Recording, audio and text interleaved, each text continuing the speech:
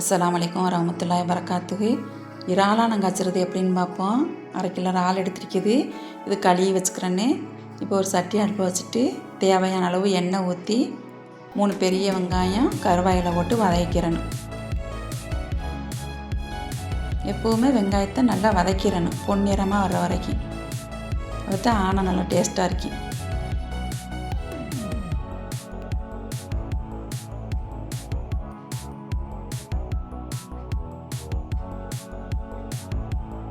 இப்போ நல்லா வதங்கிருச்சு. 2 தக்காளி பழத்தையும் போட்டு வதக்கிறேன்னு.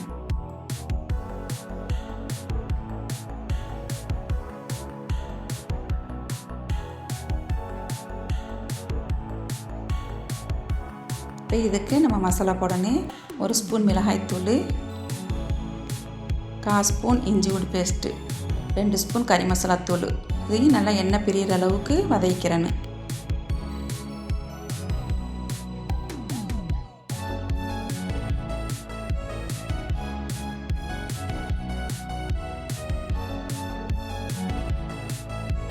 இப்போ நல்லா வதங்கிருச்சு.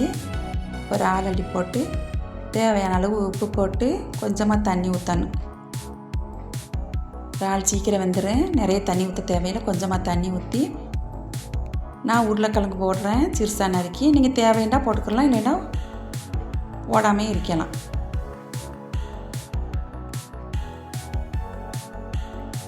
மூடி போட்டு வேக வச்சுக்கிறேன். இப்போ இறால் வெந்துருச்சு, உருளைக்கிழங்கு நல்லா வெந்துருச்சு. இப்போ அடுப்பை ஆஃப் பண்ணிடணும். இறாலானா ரெடி. செய்து பாருங்கள். செய்து பார்த்துட்டு எப்படி இருக்குதுன்னு சொல்லுங்கள்.